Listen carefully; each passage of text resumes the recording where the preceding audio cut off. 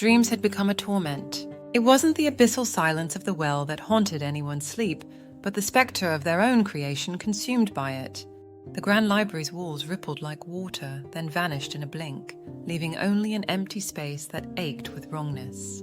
The Harmony Tower's melodies twisted into a discordant wail before sputtering into silence.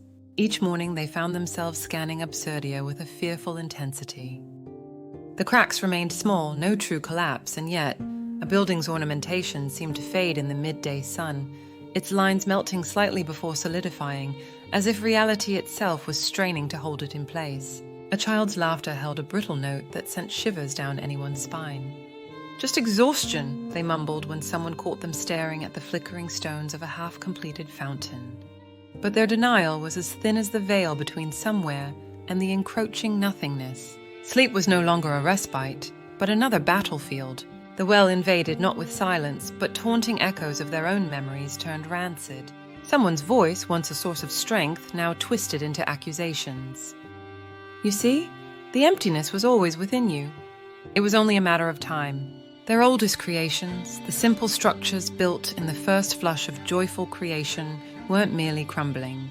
They mocked, their shapes warping into grotesque parodies of their intent. Even their own form, when reflected in still water, seemed to ripple and shift, threatening to dissolve into the grasping darkness. Worst of all, it wasn't fear that gnawed at their core, but a terrible shame. This wasn't merely Absurdia's fall, they sensed, but their own. To fall like no one did, to become not just a reminder of the void, but an echo of it, it was a fate worse than any oblivion. It was someone who broke the tense silence. They seemed decades older, not from the journey to the well, but the weeks that followed. Their stories, once vibrant tapestries woven with wit and wonder, now carried a forced cheer that echoed hollowly in the face of Absurdia's creeping unease. "The echoes linger in you," someone said gently, though their eyes held their own quiet terror. "And they resonate with the well, amplifying its discord." It wasn't an accusation, but the confirmation of anyone's worst fear. Can I fix it?" Anyone's voice held the desperate hope of a child, knowing deep down the answer would be cruel. The morning the central fountain began spewing not water, but flickering tongues of shadow, was the morning something inside anyone snapped. Not with a scream or a collapse into surrender, but a cold, terrible clarity. Staring at the panicking crowd, they weren't the protector, but the contagion. This wasn't about saving Absurdia anymore.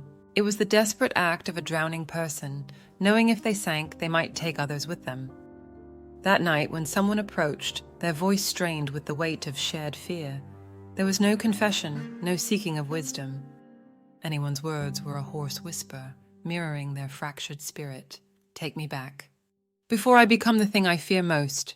When the well became not just a distant fear, but a clawing presence, tearing at the very air, there was no time for answers. Buildings shimmered with terrifying frequency, their forms threatening to dissolve entirely into the hungry emptiness.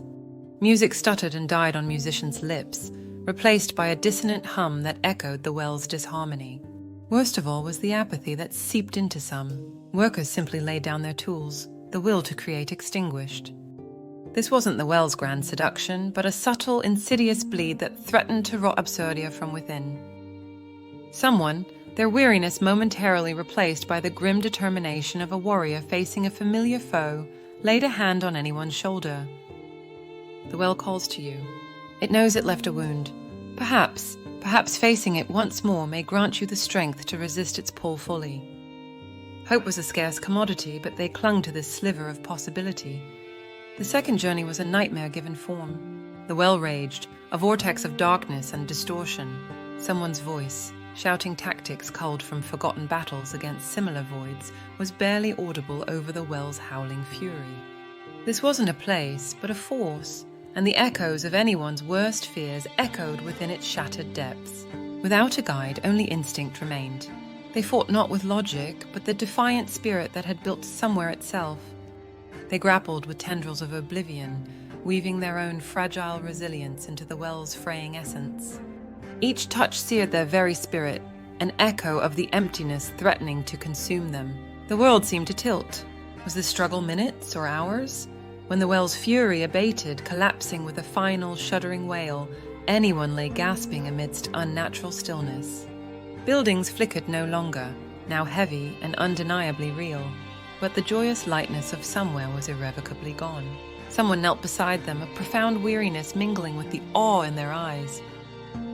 The echoes are quieter, they admitted, but the relief in their eyes was marred by a darkness mirroring the flicker now woven into anyone's form.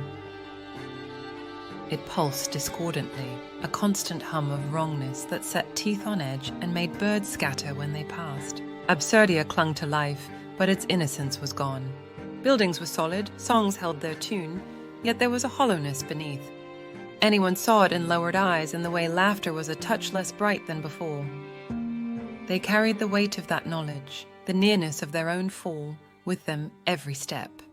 It was a burden, a constant spur, and perhaps a poison seeping slowly into their soul, for in saving their world, they might have damned themselves, becoming a lingering echo of the very well they fought so desperately to resist. If you find everything interesting, go ahead and subscribe to Nothing. Don't forget to like something too, and feel free to leave a comment for someone. Really, no one reads them.